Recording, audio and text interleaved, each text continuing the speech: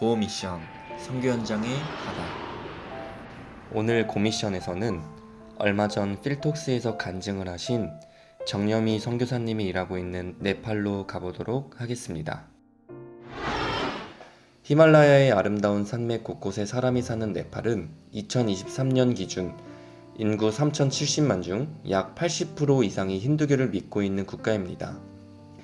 이는 힌두교가 많다고 알려진 인도보다도 더 높은 비율입니다. 힌두교는 3억 3천만 개의 신이 있다고 믿으며 이는 정확한 수치라기보다는 단순히 아주 많은 신을 의미한다고 봐야 합니다. 네팔은 2008년까지 힌두교를 국교로 정해왔지만 2008년 왕정 폐지가 되면서 더 이상 힌두교는 국교가 아니며 2015년 제정된 헌법에서는 네팔을 세속 국가로 규정하였습니다. 그 이후로 네팔에서는 많은 변화가 찾아왔습니다. 그중 눈에 띄는 변화는 바로 기독교인의 수가 폭발적으로 증가하고 있다는 것인데요. 1951년 네팔 정부는 공식적인 인구 조사에서 기독교인이 없다고 보고했었습니다. 하지만 21세기에 들어오면서 네팔에서는 전례엔 없던 기독교의 성장이 일어나고 있습니다.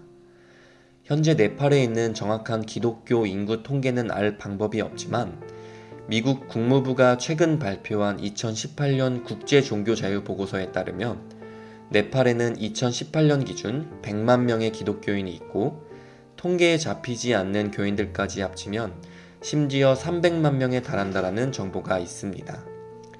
저희는 그토록 기독교가 성장한 이유가 무엇인지 정여미 선교사님을 만나 여쭤보았습니다. 네팔에서 기독교가 성장하는 이유에는 여러 가지 이유가 있습니다.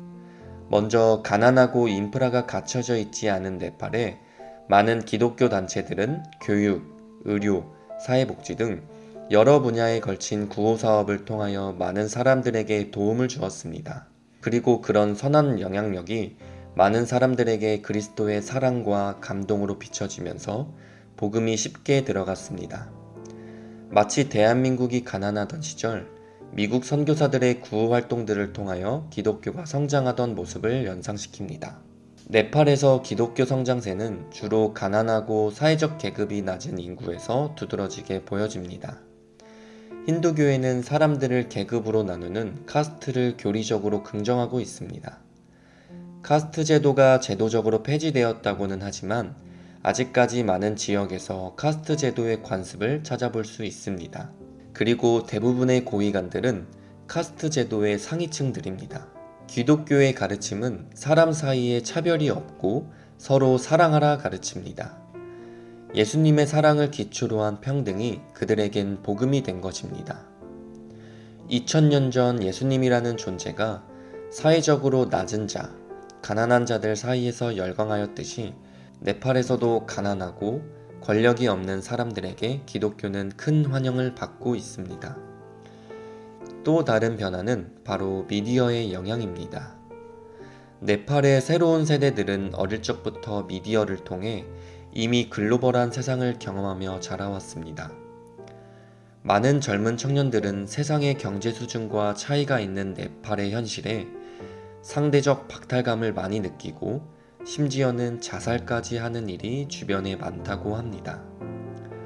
삶에 지쳐 힘든 청년들에게 기독교는 새로운 희망이 되고 있는 것입니다. 그리고 힌두교를 믿으며 지켜야 할 규율이 너무 많고 또한 신에 대한 믿음이 없어도 따라야 하는 형식적인 규율 때문에 진정한 종교를 찾는 이들에게 기독교는 복음이 되고 있습니다. 이런 급성장의 위협을 느꼈는지 네팔 정부는 2018년 개종금지법 발효가 되면서 선교의 어려움이 커지게 되었습니다. 개종금지법이란 타인에게 종교를 강요하거나 타인을 개종시키는 행위를 불법으로 규정하는 것입니다. 이 개종금지법을 어겨 유죄 판결을 받게 되면 징역형을 받을 수도 있게 됩니다. 모든 종교에 적용이 된다고는 하지만 현재까지 기소된 사건을 보면 기독교인밖에 없었습니다. 법뿐만 아니라 기독교를 바라보는 사회적 분위기도 싸늘합니다. 네팔에서 기독교인들은 차별을 받는다고 합니다. 이전보다 종교의 자유가 생겼지만 사회적인 불평등은 여전합니다. 실제로 정여미 선교사 친구 중에는 기독교를 믿는다는 이유로 살던 마을을 떠나거나 유산을 포기하는 등 마음 아픈 일들을 겪었다고 합니다. 기독교의 성장은 이웃 나라인 중국과 인도에게도 환영받지 못하는 상황입니다. 중국과 인도 모두 네팔의 기독교인 박해 행위를 지지하고 있습니다. 중국은 기독교인들이 티베트 해방을 위한 움직임으로 이어질까 우려하고, 인도는 네팔이 힌두교 국가로 남길 원하고 있기 때문입니다. 박해는 강하지만 기독교인들의 신앙은 그에 반해 더욱더 성장하고 있습니다. 지금은 그 수가 너무 많아져서 이들을 모두 체포할 수도 없는 상황입니다.